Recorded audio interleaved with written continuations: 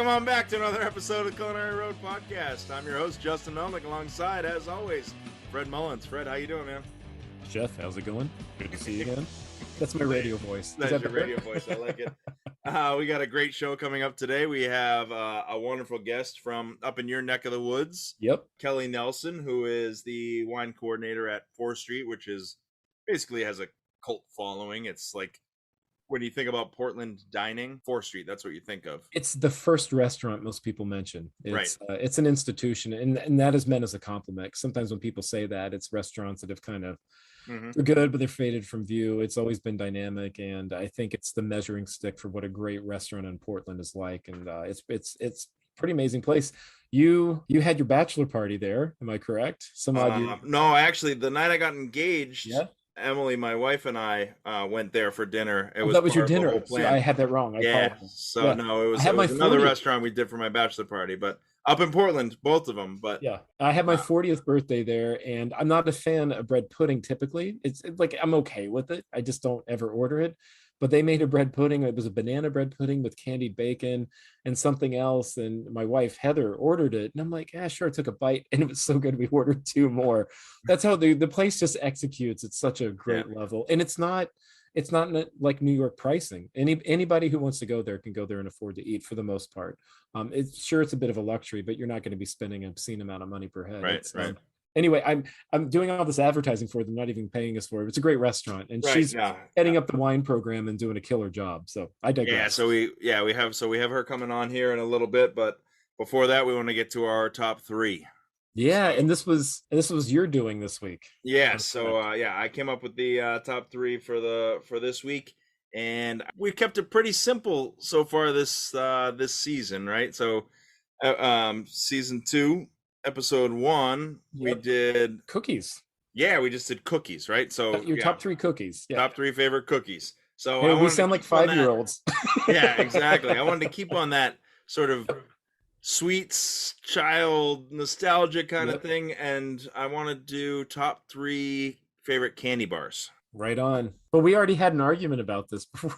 We did a little bit, and we'll see how it comes up, because we're trying to figure out what exactly a candy bar, what's classified as a candy bar. My take on it is like when you're in like wherever the candy bars are, they're always usually grouped together, kind of like the gums always grouped together, lollipops and hard candies kind of always together. I think anything in that section is pretty much a candy bar. There might be some exceptions to that, but you get my drift. That's how I see it. So I was talking to my daughter Amelia, but right before we got on, and I said, "What do you think my favorite candy bar is?" And she said, "Reese's Peanut Butter Cup, of course," because that's anytime my kids are going out on Halloween trick or treating, they know if there's an orange package, grab it for Daddy, because that's the only time that I eat. That's the only time I eat sweets. Really, I'm not a big sweets fan. You know, I mean, I'll eat them. Don't get me wrong, but I don't have a huge sweet tooth or anything. But if it's chocolate and peanut butter, I'm usually that's the go-to. That's what I do. Am I right? It's in nothing. We've said this before, but how much more American does it get than that? Not much. Not much. Did you ever see the old commercials where there was some guy walking down the street with a jar of peanut butter and there's some other guy eating his chocolate, and they run into each other like, who walks around with an open jar of peanut butter eating it? It was the most ridiculous thing. But you know what? I remember really thing, but it was good advertising. You're talking about how many years later. So yeah, it was funny, but I didn't know that was your favorite. Oh, so I feel the same way. Yeah. So now it's not on our list. I don't think that it can be on our list, because if we're talking, this is where we had some friction a little bit, because if we're talking a candy bar, I don't know that a Reese's Peanut Butter Cup, which is my favorite, I don't know that constitutes itself as a bar. Okay, so you see it as a candy. So, and I'm using this in a very loose term, so I don't need you or Emily getting mad at me, but you see it being more like in the truffle category, like it's a piece of chocolate candy, and it's not a candy bar. I mean, we're literally talking. I mean, the top 3 that I want to do is candy bars. There's nothing about those discs that make them bars. Man, you are being really literal. I think that's why I have a problem with it. I think that's a pretty good explanation right there. You know what? for the sake of argument, I'm going to grant you this one because I think I've dug in on every time we've disagreed on something else. Well, I've dug But in too, so we're but good there. you know But what you just did. I have to scratch number one off my list. So thanks a lot. I preemptively scratched number one off my list because I was looking at it going, it's not a candy bar, so I don't think we can. I don't think we All can right. even So count it. here's where I'm going to compromise. That is our collective, our joint honorable mention. Even though it's not a Okay, candy bar, that's our honorable mention. So we're going to start from the bottom and we're going to go back to the top and work our way down. All sounds right. good. I'm going to grant you that one. Sure. That's All a right, win so for what Chef. you're saying is that I won that argument. Yes, you. So 1-0. Yes. I finally won one. That's the first one I've ever gotten. But they were all draws before this. All All right. right, so it So was do I my get to go category, your first? number one pick. What do you got? Oh, you know what? Because of that, it messes up the order. But then I got stuck between, am I being nostalgic or do I really like it? And sometimes when you go and revisit these things, pardon me, holy shit, these are sweet. Yeah, right. You know what I Yep, mean? yep. But if I have to, And we don't eat a lot of candy bars these days. I mean, no, I like can't even it's remember the last time I had a candy bar. It's probably last no, Halloween. no. If it's a sweet tooth for me, it's usually a cookie or like ice cream or gelato, something like that, which isn't Right. terribly all that often, but or maybe it's more often than I want to admit, but whatever. But if I'm going with my pick, and we just said Reese's is off the board, that's our honorable mention. My next choice is going to be Twix. All right. Yeah, I do like a Twix. Twix bar, and I'm Twix is talking a the damn good classic. I know candy there's other bar. flavors, but the No, original. no, Twix. no. Yeah. Left Twix or right Twix? Which one you got? Yes. Yes. I don't discriminate, man. I don't see No, no, color. no. No, it's a funny campaign they have, but yeah, Twix was. I almost put it on my list, but I knew it was going to be on yours, so I didn't even bother putting it on See, mine. I think this is gonna happen a lot on the list. I feel like. Now mine didn't even make my list. Yeah, but you considered it. I did consider it, but what Yeah. I did do was set you up with the Reese's peanut butter cups Yeah. because I felt like you had ulterior motives, and here it comes. So one this hundred must be your percent number ulterior one. motives. There's Yep. this candy bar. Oh, I know what you're gonna pick. That's my favorite candy bar of all I time. know what you're gonna pick, and it was It on my always list has too. been God damn it! Nutrageous. Oh no, I didn't see that coming. That Nutrageous. is a Reese's peanut butter cup with Yeah. peanuts and caramel in a bar. That's the Reese's peanut butter cup Okay. in a bar. I can see why that would be your favorite. That's Okay. the best candy bar there is. Okay. All right, that's a good one. When you said outrageous, it didn't ring a bell. Oh, really? You don't remember I that feel one? like that one showed up after I was out of my childhood because But I'm it's still around. It's still I'm like around these 50 years days. older than you or something. I forget.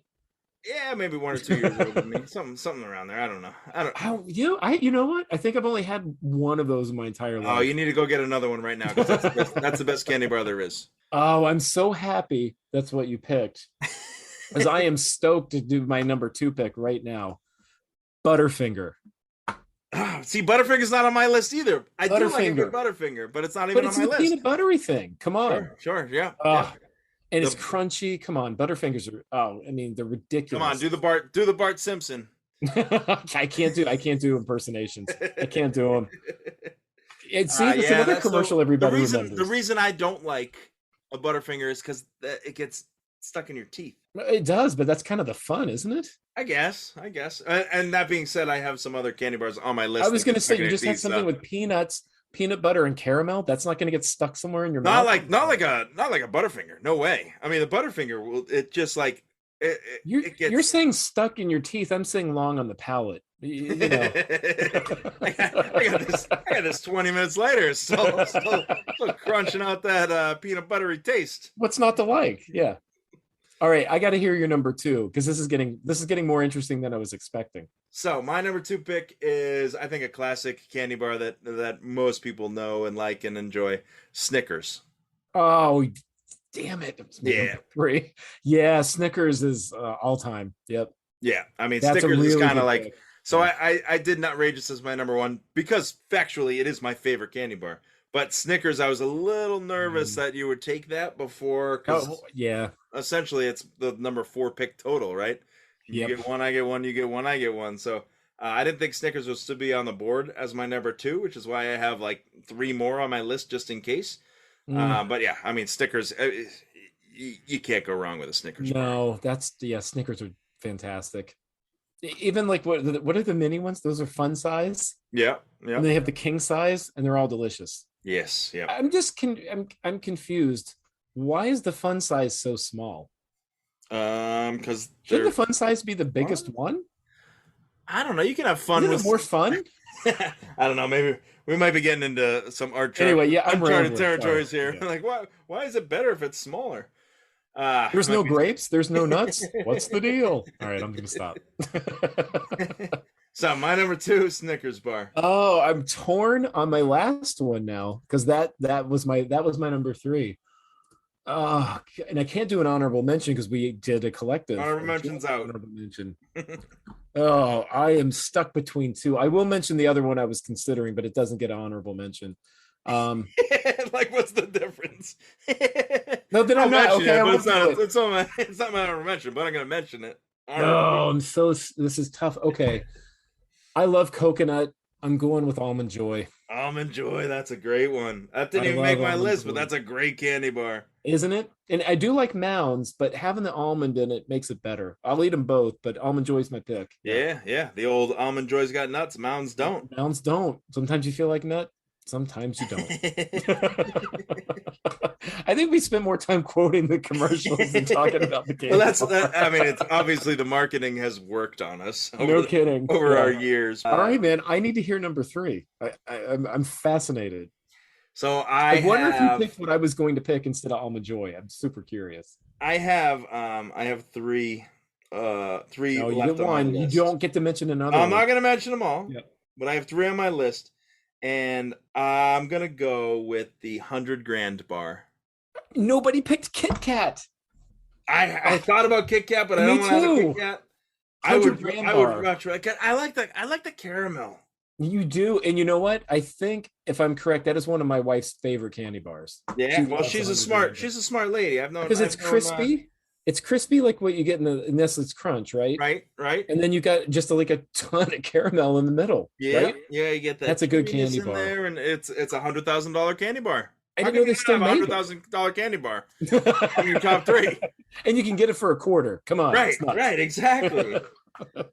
So I had, I think, I mean, outrageous Snickers and 100 grand You bar. went all caramel. Let's be Yeah, honest. yeah, that's a lot of caramel going on there, and I'm not even like I was just gonna say I'm not a big caramel fan, but clearly yes, I you am are. because I just picked my top three Well, candy bars. All let's have see. caramel in them. I feel like my list was more diverse than yours.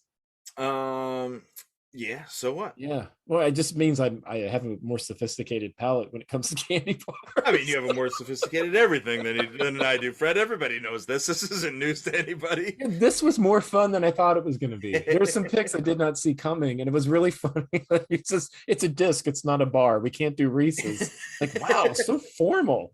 Well, am I wrong? I mean, that's not a bar. It's It's not a candy disc. bar. If we want to do It's candy hard. discs, we'll do a top three candy discs. I can't. That's going to be like a list of one. Yeah, we'll have. We all have the Reese's, and then there's the there's But what actually about the Justin's. Reese's Easter egg? No, there's It's an the oval. there's the Justin's brand Reese's or peanut butter cup, right? Eh, eh, Not maybe. buying that one, huh? Maybe. I don't know. Maybe. We Anyway. had some really good peanut butter cups that we used to sell at Ponzano too. Oh yeah, local chocolatier Cocapelli. Man, yeah, unreal. those are some good ass those are, discs. when we first started carrying them, I gained so much weight. Yeah, They're yep. so good. I'm still trying to lose that same weight. All right, well, it sounds like our collective favorite had to go because it was a disc, but I think we got a solid list there. That was fun. yeah, and what you We need should- to do is go out and get yourself an outrageous bar. Like, You know what? Yeah. You know what? For the sake of scientific research and the betterment of this show, I'm going to do that. you Yeah. absolutely have to. Yes. Yes. You know, just Can well. to do your due diligence. Can't call myself a pro if I've never tasted it. Absolutely. So, and you'll see why I got the best You think you have the best list? I think so. I can't wait to see how people vote on this. I feel Yeah, let's. Yeah, really confident that I'm going to win in a landslide. I don't know. I mean, there's a lot of caramel lovers out there. You were just leaning on that. And as soon as you try that nutrageous bar for the first time, that's it. You're gonna figure Well, it you know out. what? It's been a long time. You know what? I'm going to do it tomorrow. I'll give you a full report. All right, sounds good. All So right, we so should if probably. I think Kelly is patiently waiting in the green room. We don't have a yes, green room, folks. exactly. So before we get to Kelly, if you have your top 3 list, send it to us through Instagram or at culinaryroad.com. Send us a message. Let us know what your top 3 are, and make sure you're commenting on our Instagram posts when we do post our top 3, and let us know who won, who lost, and what we missed out on.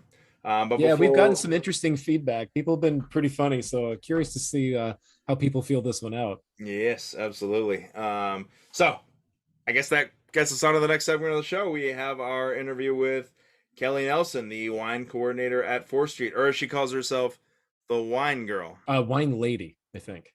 the wine lady. The wine lady. So the wine lady at 4th Street will be coming up next, which is completely downplaying what her role is, because that is an institution, and the things she's doing there to bring it to the next level are amazing. So without further ado, coming up next, our interview with Kelly Nelson from 4th Street.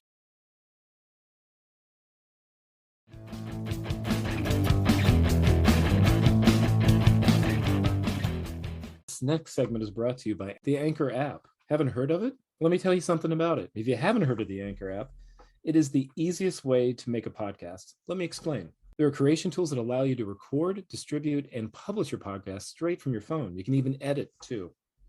Anchor will put this on Apple, Spotify, and many other podcast platforms. And this is with no minimum listenership. It's everything you need to make a podcast all in one place. Isn't that amazing? Thank you, Anchor app. Download the free Anchor app or go to anchor.fm to get started. Cheers.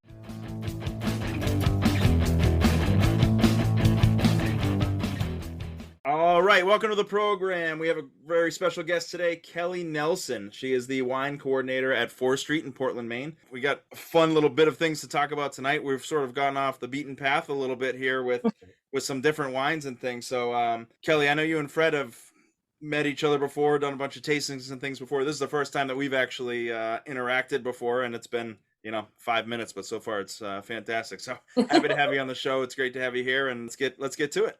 Yeah, thanks for joining us, Kelly. So, as always, our guest gets to pick what they would like to drink for the evening, whatever that happens to be, and then obviously a dish they want to have with it. So, Miss Kelly, what do you have for us? So I have a very beautiful and unique wine. This is Chateau Mazar. This is the 2003. It is a beautiful Bordeaux blend, which changes from year to year, vintage to vintage. And this year it's primarily Cabernet. There's a little bit of Merlot, Petit Syrah, perhaps some Syrah as well. I didn't quite do all of the details for this very specific podcast, but the blend changes every year. It gives or at least it lends most of its blend to the specific weather patterns, what grew best, what is showing off, and what is more demure, and then they blend each year. So I paired it with some beautiful local lamb, and they had butterflied it instead of my lamb leg sticks that I usually enjoy with marrow bone. But so I had a lamb leg that's been butterflied.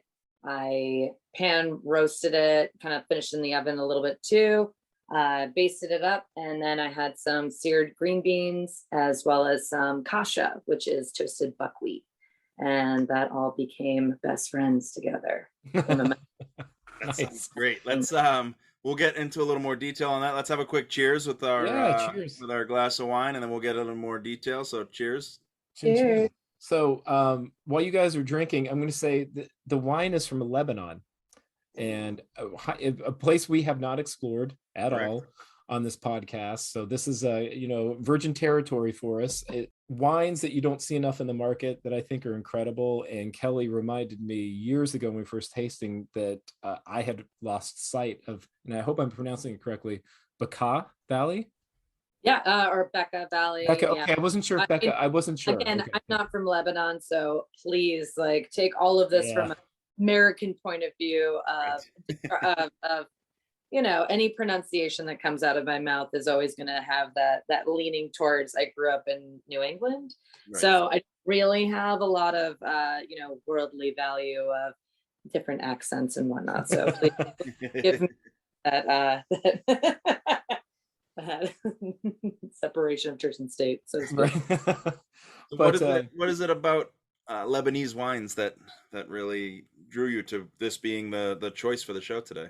So I knew nothing about wine like 15 years ago. I was a white wine drinker, Pinot Grigio specifically. I had no idea what I was doing, what I was drinking. And then as I worked at one of the first restaurants that I worked here, that kind of opened my mind and my palate was Local 188. And when I started working there, I again just kind of went down in the cellar, started looking at bottles, starting to explore, basically memorizing labels and figuring out that this means red, this means white, where is it coming from, just absolute basics. And there was a really funny guy named Anthony who had a wine shop across the street and called Tropa Wines. Anthony is like Anthony, like he has like this accent, but he's like he's Yeah. like New York and Miami, and he's like a little bit of both, and like he just has this really good way of like, I got the best wine for you, Kelly, but you just gotta get your espresso down. Your espresso is trash. All right, squids. They would always call me squids with an S, like I was some kind of like extra, like I'm a pluralized person instead of just one squid. So yeah, I also have a giant squid on my It's an amazing tattoo for those of you who can't see. Yeah. That, but no one can see because it's a podcast. Yeah. So he was having a fire sale because his tiny little wine shop, he got bored of it. He was gonna go back to Miami or New York or wherever. And so he decided that he was going to close out. And so I took advantage of that. And he was fire sailing a lot of incredible, like beautiful wines. And the 1995 Chateau Massar was one of the more affordable wines, expensive for back then for me. I'm not making the money that I can live off now. Back then, I was just barely scraping by. But $70 for 1995 Chateau Massar said, you know what, this is worth it. This is special. I won't buy groceries this week, whatever. So I buy this bottle of wine, and my now partner, he and I shared this bottle of wine in 2010, right? Was it 2010? Yeah, okay.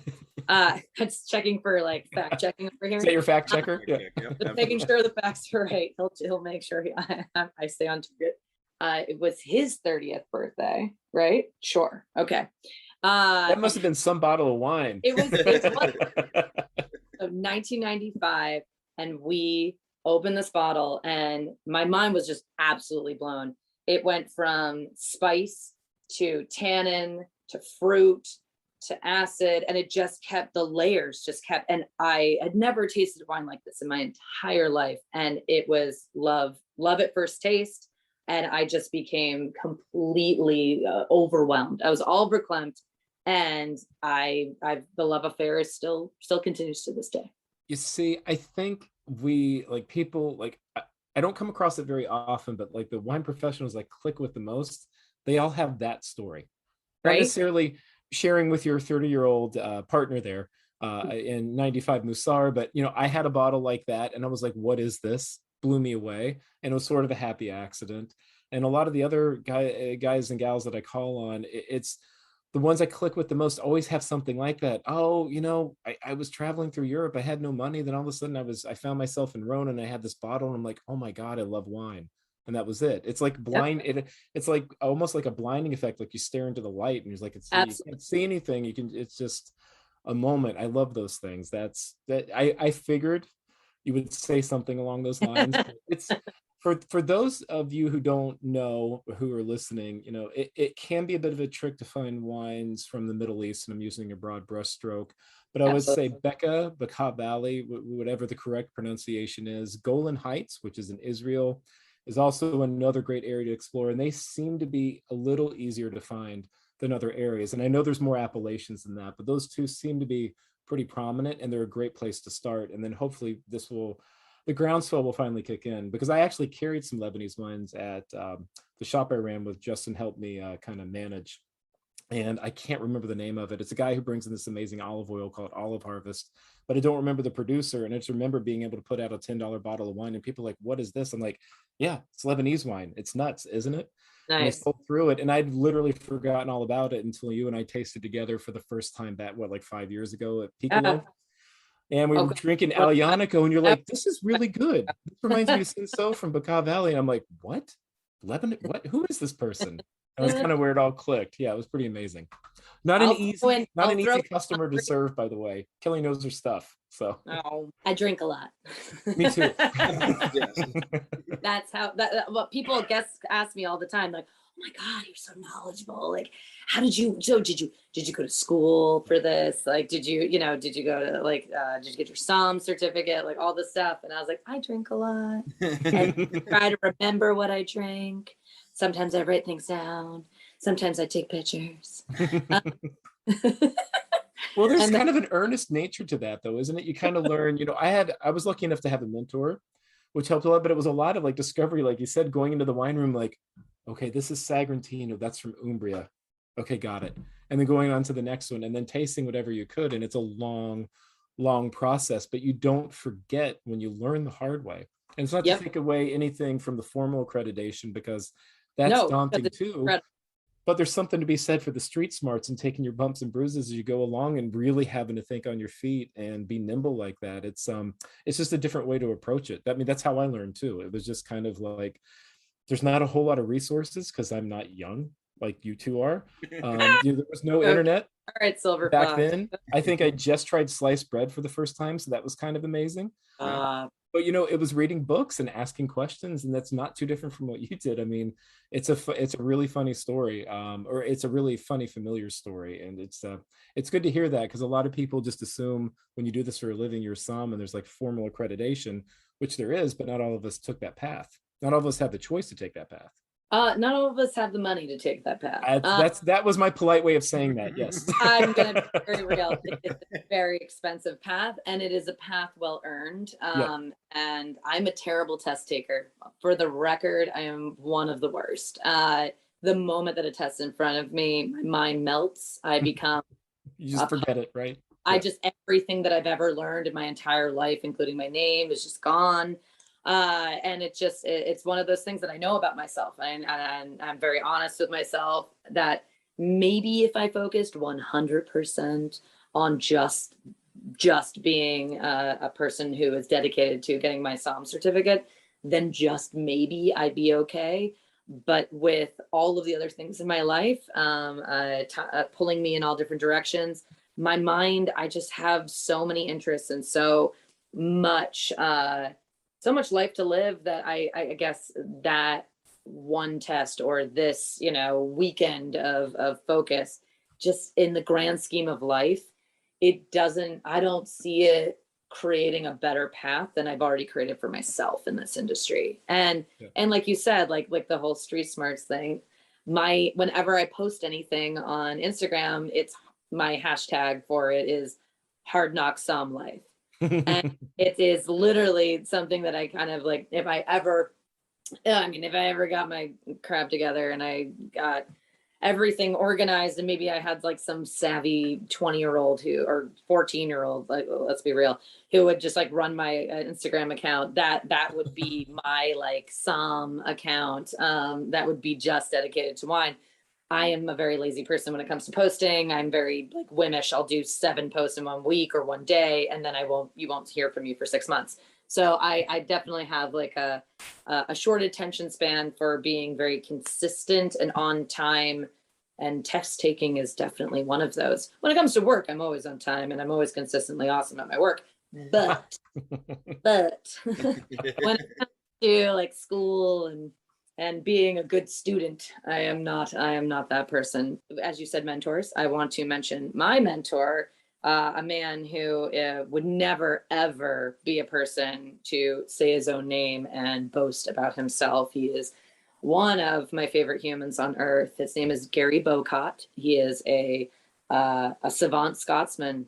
He is just absolutely incredible when it comes to his palate. It's insane. The first time he tasted a white wine and said scallops, and I went, "Excuse me?" He goes, "Scallops," and I was like, "Do you want to elaborate? Fresh, cooked? Like, what are we talking about here?" And he just tasted scallops in this wine, and it blew my mind. And I was trying to think about it, and then I had no idea about wine. So as I like was tasting, I was like, okay, so it's salty. So maybe that's why he's saying scallops. And it has like, as I'm thinking about it now, that moment, you know, there was viscosity to the wine. There was a little bit of saltiness. So there was a briny palate to the wine, and scallops came to mind for him. And that's that like singular memory I think about when I think about him, and just blowing my mind and thinking, wow, how does one get there? Right. And How do you get from A to B, right? and how do I get there? Like, Right. how do I get my palate to think that way? Because that's the way I want to think about wine. Right. It's almost like a Mr. Miyagi kind of moment. You kind of have Totally. to feel it and make that connection, and you're going to have the connection you have with it, kind of like he did. That was the hardest thing for me to learn, because I felt like there were right answers and wrong answers to give. And that got in my way so often. I mean, clearly there's pairings that work better than others. You know, there's certain smells that are, you know, the wine's not good, it's off, it's corked, it's whatever. But, you know, and that's either this or that. There's really kind of very little in between. But like, if you smell fresh cut grass, that's what you smell. And you try to relay that. You're a conduit for the wine, and you're trying to open the door for people. And that was a really good moment. That was fun to share. And I think I remember you telling me this one. And a Scotsman, go figure, right? A Scotsman who his mother's a mathematician, so his mind, we call it Scottish math.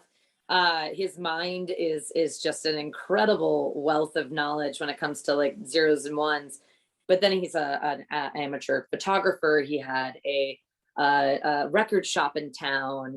He's just one of those multifaceted, incredible people to me, you know, and to have like close to you still in your life. He's actually one of my partner, Nicholas Snappy. It's my partner, and he is a partner in Black Cow, which is Nicholas's restaurant here in Portland. And so he's still in my life. I don't see him as often as I wish I could, and we don't really taste wine anymore together. But when in my formidable years, you know, he really shaped and helped mold the person that I am now, with the kind of avant-garde learning that made sense for my crazy brain. Because again, standardized tests that kind of lead you on a path and then slap you in the face when you try to get to the end. Those kind of tests drive me crazy, because I feel like just that you're built to fail. Why would you do that to people? Why would you lead them towards D, but really it's C? Like, how dare you? And I feel like this was that path of success, looking at him and seeing how he, you know, runs Jay Villani's empire of restaurants, and is now partners with Nicholas. Like, he created his own path, and I was looking at that being like, no, I want to create my own path. I'm not going to be able to walk the same as many before me.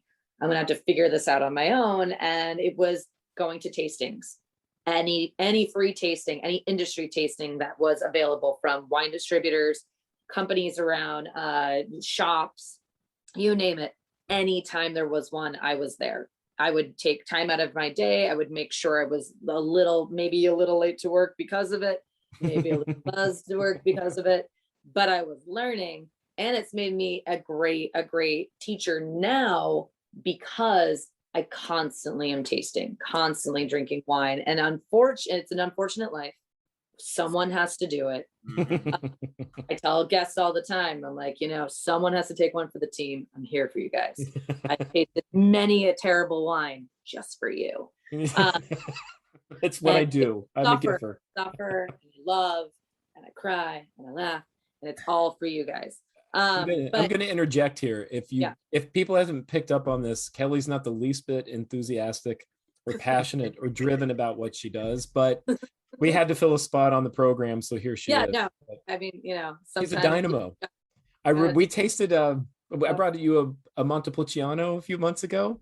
Had a killer lineup, and I had just this simple Montepulciano. She sipped it and she's like, uh-huh.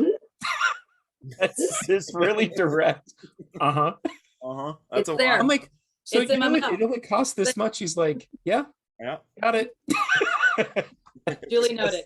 Yeah. Yeah. Yeah, duly noted. Yeah, that's what it Precedent was. accounted Yeah. for. Not much bullshitting going on there, is there? I try, but there is respect and love in all avenues of you not liking a wine. So as a wine buyer, there is no reason to be rude or standoffish or, or just like a blank slate. Like I've heard from many different importers and distributors and reps, I just couldn't read this person. There was nothing. There was just nothing there. And I was like, tell me what you want. What do you like? How can I give me something to work with? And just nothing. And you're like, I don't know how to like help you curate or it just even Thank you. do anything.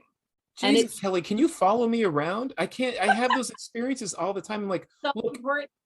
I'm not here to sell you something that doesn't work for you. You Taste don't- it. If you hate it, say so. Just say, You Fred, don't- this is the worst whatever I've But just- had. I don't make the wine. I don't take it personally. Yeah, Yeah. I agree. You just have to give a little something, just Thank a you. little something, because it'll only enrich my experience as a buyer, because then no one's wasting my time. My Right. time is just Thank your you. time is precious. We have little time to expose so much. The wine world is vast. No one knows everything. No one should ever act like they know everything. Thank you. It's a learning experience, and that's again part of the excitement about wine, is that you constantly are evolving and learning and realizing that you've been pronouncing something terribly wrong for years. Like you learn and expose yourself to new people, and each time you take away something good, and then you take away a criticism. They're like, well, I'm not going to do that again. All right, perfect. All right, moving on. And there's all of this is contained in these really intense and short personal experiences that you have with people that within 15 minutes, you're supposed to make really snap decisions that will affect the bottom dollar and the line, the bottom line of your restaurant that you're working for, or the restaurant that you own, or the shop that you own. And then how does that instantly pertain to all the food that's in the back of your head? Speaking of pairing and whatnot, all the food that's in your restaurant, how is this wine going to be a vehicle to create that full circle experience of pairing, where this wine will only enhance the entire experience and take that to the next level? And all of this has to happen in like 15 minutes. Right. And like, yeah, you can just like be like, yeah, I'll get back to you next week. And that's also completely acceptable. But they're gonna still ask you right there and then, so do you want like 7 cases, or like, I don't know, like want to take all of them, because it seems like you're like really into this. And again, as a person who was on the cusp of being like, should I be a wine salesman? I don't know. I understand exactly like the mindset of someone who's like, hey, I'm doing my job, but again, I'm not going to sell you anything that you wouldn't want. I'm going to expose you to a lot of things. And if you don't give, as a wine buyer, a nuance of your interest, that direct, the importer, that rep is never going to give you what you're actually looking for. Well, I think you hit the nail on the head. But chefs buy from different purveyors, be it produce, seafood,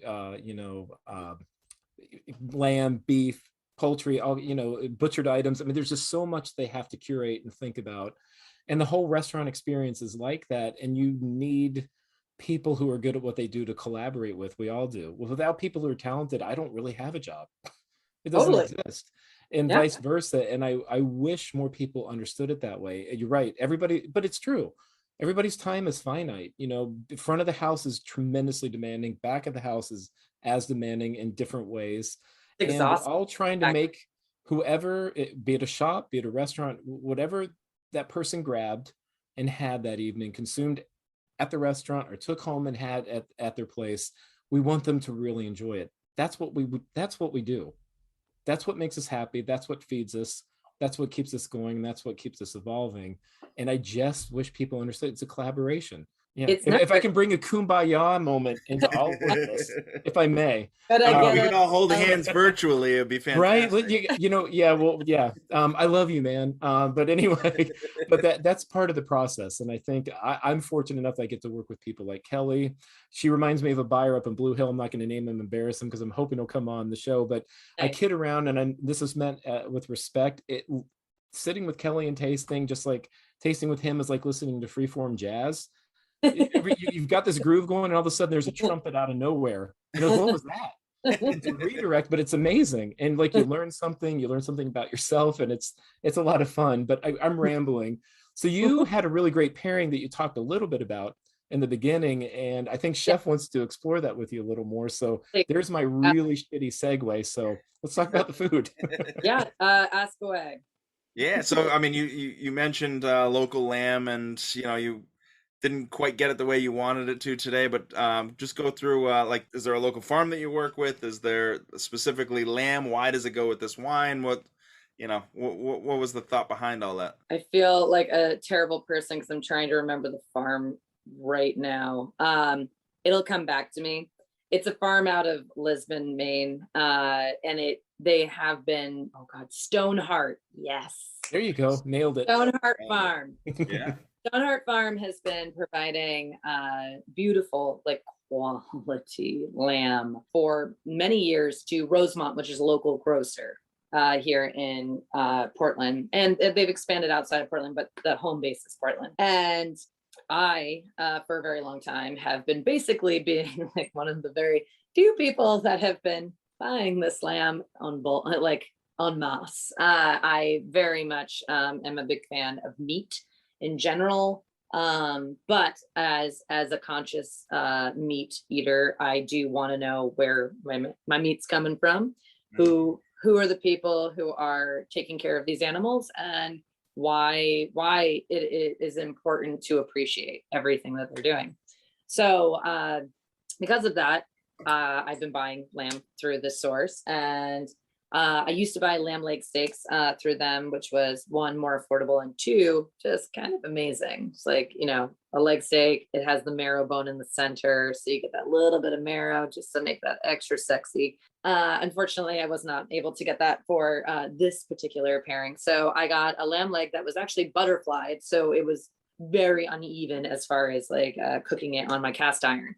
So I definitely have some parts of it that are a little bit more, on the well done side, but I got that beautiful, perfect medium that everyone should always strive to when they're cooking lamb. And made sure to get some Pineland Farms green beans, 'tis the season, and just kind of like sauteed those up, got them nice and just like a little nice caramelization on the pan. And then, in true Jewish fashion, if you couldn't tell at all, it's Jewish, my wildly Jewish name, Kelly Nelson. I have a deep, deep love for kasha, and kasha is also known as toasted buckwheat. And my Bubba used to make brisket, and she would always have kasha as the companion starch to our experience. And it's always, to me, if I have lamb in my life and it's in my home, kasha is going to be its companion. It's been a while. We used to eat lamb all the time when we were able to get it, source it. Recently, we haven't had it at least in a year, and it was just like Nicholas and I both looked at each other. We're like, okay, so this is the best meal ever. It's just made our worlds. Right. You died right now. That's okay. But After the show, please. After the show, yeah. wait. Just a few more minutes. Hang in there. I just need to round it out to an hour. Right. But the 2003, the Chateau Massar that I opened up and that I've been kind of holding on to for such an occasion, literally was just, it could not have been a more, like I like to describe it to guests and to other people, as a perfect circle pairing. To me, a perfect pairing is a wine that it doesn't quite cut through. It doesn't overwhelm. It doesn't fall underneath. it literally creates that perfect moment where you don't know where the food begins and the wine ends. And that to me is that perfect pairing, and that's the perfect circle for me when it comes to that. A really good explanation, Yeah, and that's absolutely. a hard thing to achieve. Yeah. That is. It's a lot trickier. I mean, there's pairings that work well together, but those pairings where you're like, oh man, wow, that's really spot on. That's a rarity. That's tough. That's It a hard feels thing to achieve. And lamb has that kind of almost more of that unctuous kind of note to it than regular red meat. And I think this Bordeaux blend, it just because of those almost cassis like quality to it, but then it's still got the acidity and some of that kind of the bitter tannin. Just what a nice pairing for it. Yeah. well, the what's great is that when Nicholas and I were talking about it, he said like star anise. Yeah. Yes. And then I was like, but underneath that anise, there is actual fennel. So you get like layers of all different, like you always get some sort of baking spice in Chateau Moussard wines. There's always some spice.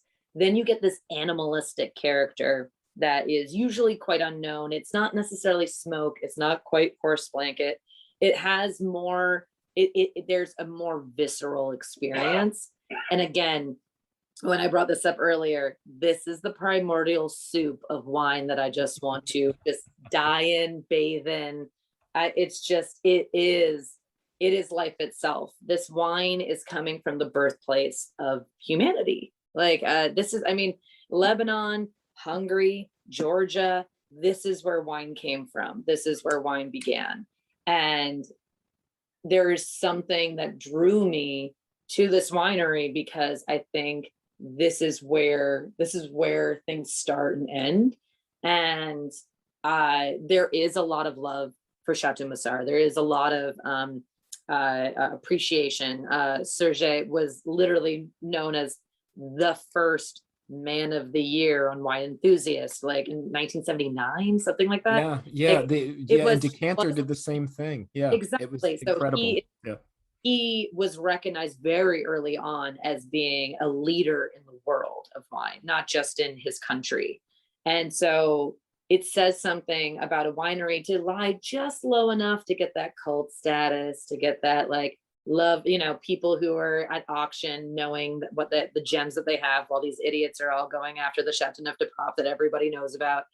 There's this excitement and reality in each bottle of and each vintage is wildly different. The way that I used to describe these wines at Evo, I would go, okay, well, this is the burlesque star. This year, she's teasing you, she's giving you some business, but she's also holding a lot back. She's not going to give everything away for free.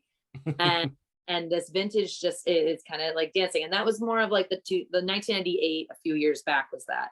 The 1999 was just the star pupil. It just absolutely sung. It sung in the way where it got all its grades. There were A pluses all around. And it still was the A plus, even coming into this year, we were starting to see it like fall away. But and then the 2000, and this is all like wines that I was dealing with a few years back. The 2000 was the diva. That was the Beyonce. That was the one that just like it yelled at you, but in the way that you were like, I'm at church. And it was one of those temperamental ones where I actually did have a couple faulty wines from that, which is almost unheard of with Chateau Moussard. You just don't get faulty wines from them because they're so properly made and stored and then distributed and revered that well, you touch on a good point. There's vintages that have that like ebb and flow to them. Oh, totally. Yeah, 04 was one I struggled with, both it was Italy so tight. and from France. I'm like, okay, 1 month I'm like, oh, okay, it's coming around, and then 2 weeks later I'm like, nope. And they would still behave like that. It's a funky vintage, and it got lauded, and everybody raved about it. It's anyway, I'm gonna ramble. Yeah.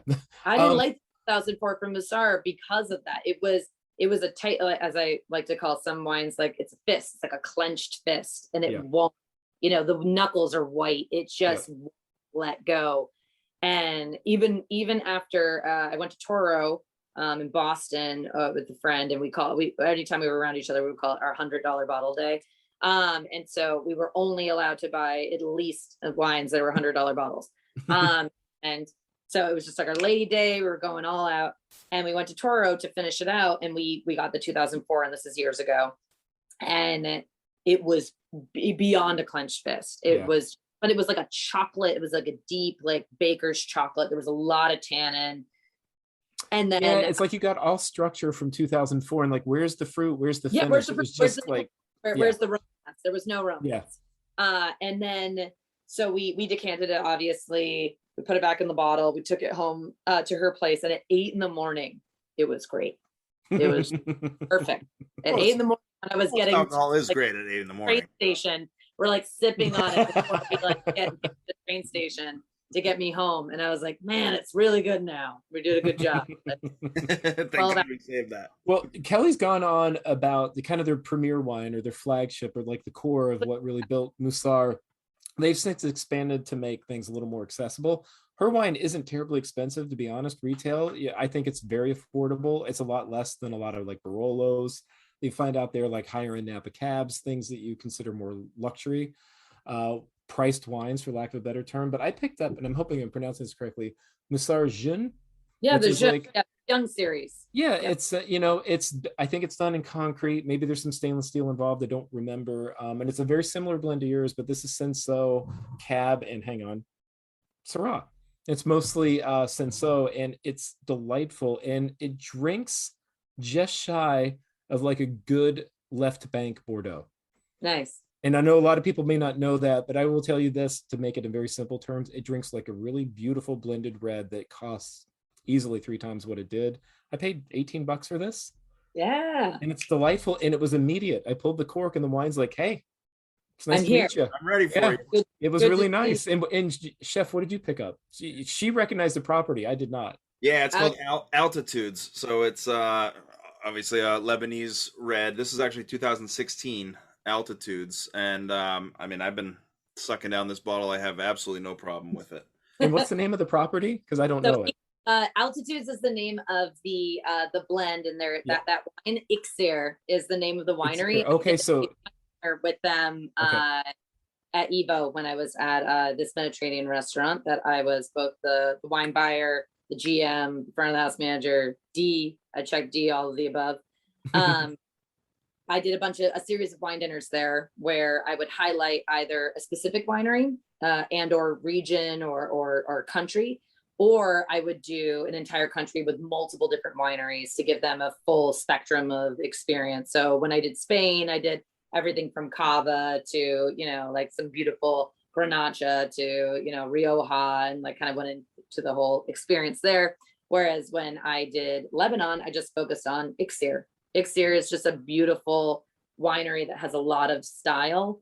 It's more accessible than Chateau Musar. It's more available around in local shops, as well as yeah, I mean, it was literally the only Lebanese red wine that was available in the Pennsylvania State store. So yeah, no, it's definitely one of it.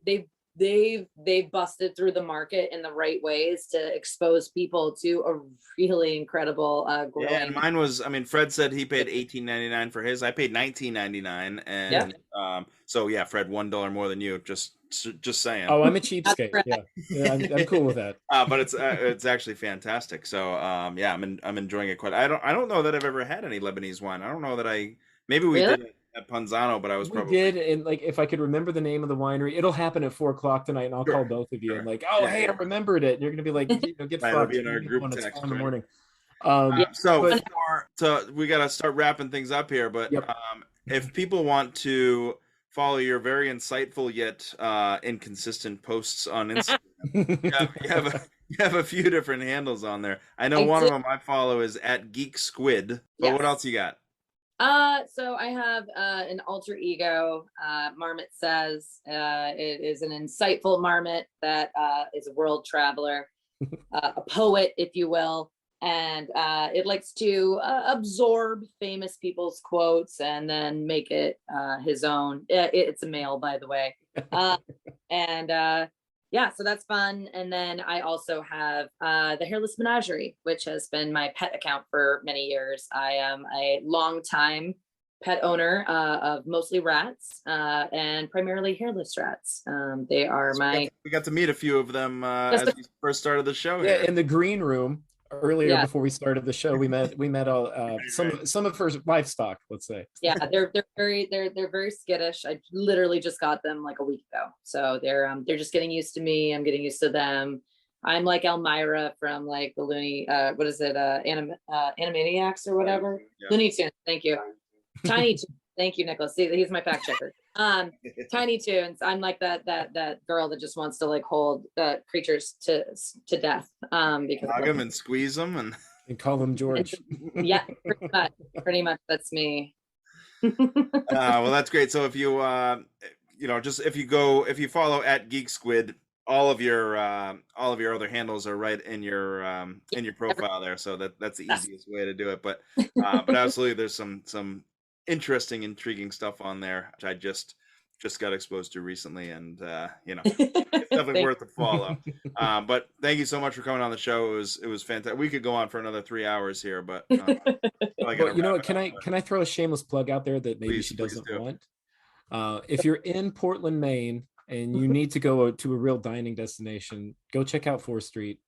Go check out what Kelly's done with the wine program. It's always been the hallmark of great Portland cooking and cuisine. It really, I think, put Portland on the food map hardcore, like about 21 years ago. It's 26 years ago. Restaurant, which is, that's some accolades. That's pretty. It's like a Beard award-winning restaurant. It is an institution. It's a destination. Go check it out. Kelly's taken a really challenging program and made it even better than it was before. So, and you can see she's a joy to talk to. So you're only going to get 15 minutes to make the most of it when you go. Yeah, it's one of those places where you'd really get the classics down. We got our Napas, we got our Barolos, we got our Barbarescos. Like we've got all the wines that one would expect from like an old school and legacy restaurant. But what I've done is taken that and expanded the palate and expanded the mind. And every wine, every thought behind the wine list is what would go well with our food. And so that's the ethos of the restaurant is, we're in Maine. Let's not buy from outside of Maine. Let's buy from Mainers, farmers, keeping everything as local as possible, trying to keep it as seasonal as possible. The same thing with the wine list. The wine list should be seasonal. So all my glass pours will evolve as we're changing into the next season. And you'll find like that all of a sudden that makes a lot of sense with the food. And it just all kind of becomes again, like that perfect, lovely experience where there's no wrong choices. It's just, what would you like? There is one wrong choice. It's having a very heavy Napa cab and oysters, but do Kelly, that. you call me if somebody does that. You call me. I'll be there. You mean every day of my life? Every single day. But I'm not judging. I'm just saying. It's subjective. We're just saying.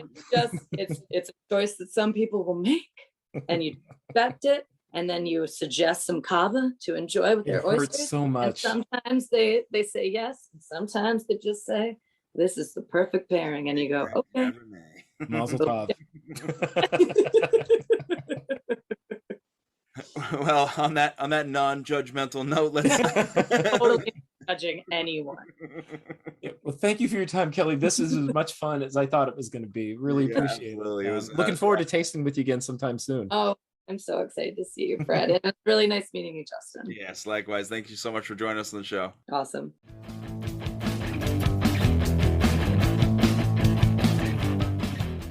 All right, we're on to the wrap up. That was our interview with Kelly Nelson. That was a fantastic interview with her. She has so much energy, so excited about everything that she does. 4th Street has this cult following. I've been there a bunch of times, or not a bunch of times. I've been there a few times.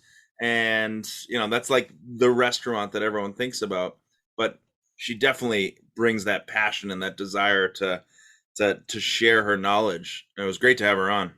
Yeah, when she talks about food and wine, she really lights up. And then when we really get her going on wine, it's like this unstoppable force. Right. I knew she'd be a really fun guest, and what a great subject she picked, because it's unusual, but you tried the wine, it's dynamite. It's good that we have people like that out there, because that way, like the whole here's my cheesy like little anecdote to this, but that's like the culinary road. That's the path. There's this, then there's this, then there's this. You should try this, and it's so dynamic and so diverse. Wine that is, food that is, and it was just really good that she decided to focus on, Bekaa Valley, Lebanese wine, Middle Eastern wine, and she's right. It's kind of the cradle of wine culture, or Mhm. winemaking as we know it. At least we believe it to be, because there were no records kept, and everything points in that direction. In particular, Georgia, which is right next door. So Right. fascinating Bordeaux blend from a Lebanese winemaker, and it's delicious. And I had the baby brother to what she was drinking. Right. Right. Hers wasn't terribly expensive, but not necessarily an everyday wine. But mine is just, it keeps getting better. Anyway, she's a joy to work with. I got a lot of respect for her.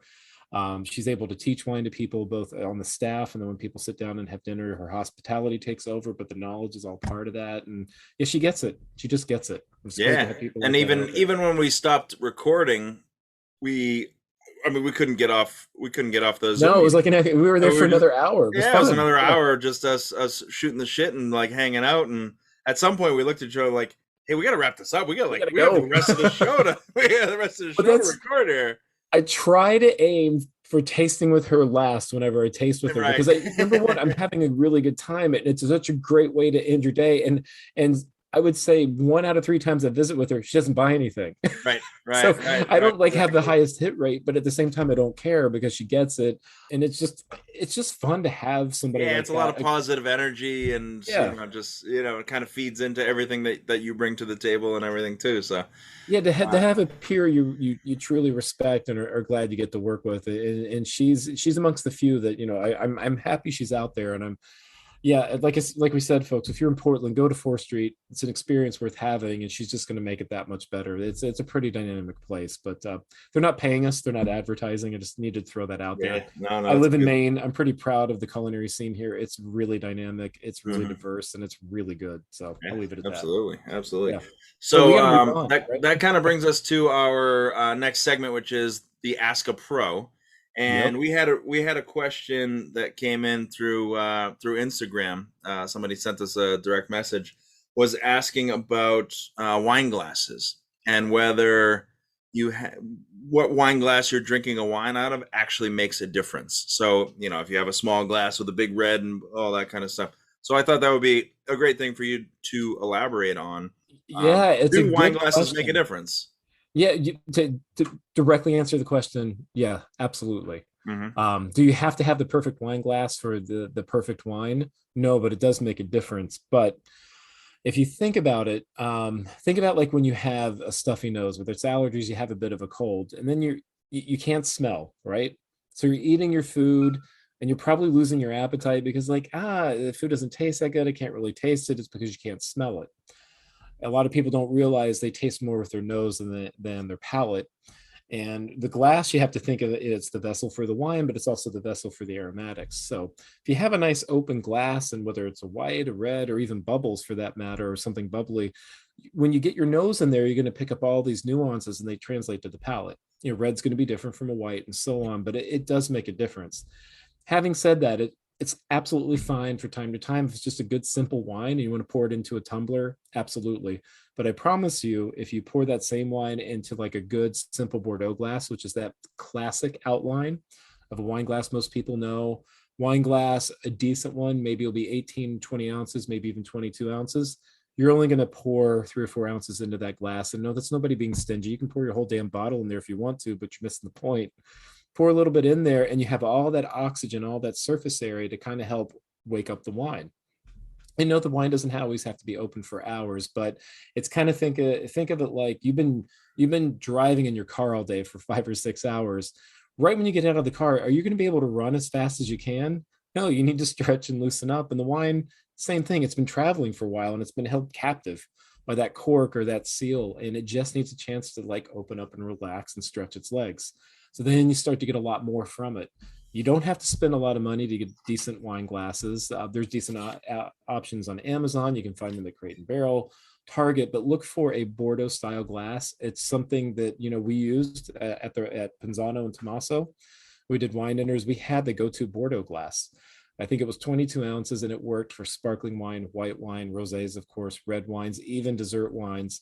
And it's the perfect vessel. So you can actually have one wine glass. Are the glasses better suited for things like sparkling wine? Yeah. Champagne flutes. Absolutely. They keep the wine colder. They actually help kind of narrow all the aromatics because the wine's constantly, gassing off the bubbles. So it kind of keeps everything trapped in there, which is supposed to. Bigger glasses like Burgundy glasses will be a little wider, almost like a balloon look to them, and like lighter red wines prefer that. Really aromatic whites that are light prefer that because you get more from them. But that Bordeaux glass, you can find it anywhere. It's ubiquitous, and they're not terribly expensive. You can spend a lot of money if that's your thing. Go for it. Riedel makes a good option. Schatzcecil. What's the other one? There's several. You know what? The brand doesn't matter. Just ask for a good Bordeaux glass and go online and search it. You'll be able to find one for like anywhere from like $4 or $5 to like, $30-$40 each, even more if you want. You don't have to do that. Right. If you need a starter set, don't just buy 4. You're going to break them. Everybody breaks wine glasses. Buy 8. That way you're covered, and they'll last you probably a couple of years. And you'll need to replace them. Hand wash them, and be careful when you dry them. That's it. That's all you need, really, a Bordeaux glass. But it does make a big difference. It's kind of like listening to your music barely loud enough as opposed to loud enough. So I got a question for you. There's a lot of glassware out there that's stemless. So what's your feeling on stemless glassware as opposed to something with a stem? Stemware has its name for a reason. You hold the glass by the stem. Right. That way your hand isn't warming up the wine or influencing the wine. That's intentional. It's not snobbery, but it keeps your wine. It allows the wine to hold its temperature, whether you wanted it cold, cellar temp, which is somewhere around 60-ish degrees, or whether you wanted it room temperature. The longer that glass is in contact with your hand, the warmer your wine's going to be. Not always a bad thing, but not always a great thing. Nobody wants 90-degree whatever.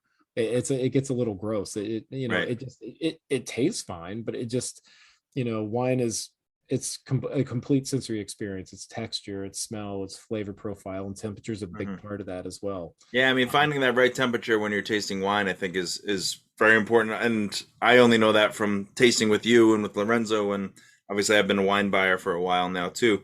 Like if you get somebody who is carrying all their whites and there's a couple of bottles of red in their cooler, and the red comes out and it's like super cold. First thing you do is wrap your hand around that glass, exactly, and warm it up. You sort of like swirl it and get the wine to sort of warm up a little bit with your body temperature.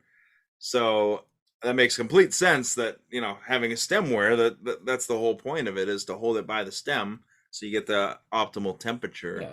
In your I don't have anything against the stemless ones. If they look kind of cool, it's kind of trendy, it's kind of fun, and it's fine. It's again kind of like the tumbler thing I mentioned. Whatever, like little juice glass. From time to time, it's fine. But if you want a really nice experience, again, you don't have to spend a lot of money on the wine or the glass. It's a little better experience. It's kind of like sitting down at the dining room table instead of eating lunch at your desk or in front of the TV. It kind of takes it to a different level. It's a more focused experience. That's all. Yeah. No, it's never about snobbery, folks. And I know everything I said just sounded like fucking snobbery, but it wasn't meant to. But that's a good analogy. Like eating dinner at your living room table, dining room table, whatever it is, with a candle lit and all that stuff. You can eat the same thing. But if you have that same thing in front of your television, it's just a different experience. Not better or worse, just a little bit different. That's right? Exactly. That's all that we mean by it. So that was a really good question. And yes, it does affect the experience with wine. Absolutely, every single time. You bet. Right. So if you have any other questions about for our Ask a Pro, please feel free to message us through Instagram at culinary.rd at Culinary Road. If you want to reach Fred directly, it's at FMIV, and I am at Chef Melnick. As always, you can reach us at www.culinaryroad.com. That's culinaryrd.com. So you can get on there, and you'll have links to all of those things, so all of our social media accounts and all that other stuff. which we also have a link to Fred's YouTube channel on there. That's right. I'm still editing those episodes that I've been promising to edit for months. They'll come around eventually. Yeah, So I've been so busy, but yeah, anyway. So YouTube until next wine with Fred Mullins, but at culinaryrd.com you will be able to access all of those wonderful videos that eventually Fred and Heather will finish editing and put out there. But so wherever you listen to us, whether it's Spotify, Apple Podcasts, Google Podcasts, wherever it is, make sure you rate, subscribe, follow, share. Spread the word. We want to continue to keep this thing going down the culinary road here. Yeah, share with your friends. The more listeners, the better. We're all for it. All right, so that I think that wraps up this week's show. Fred, anything else to add? No, I look forward to catching up with you again next week. And until then, Chef. Yeah. We'll see each other again here next week. All right, see you then. All right, cheers.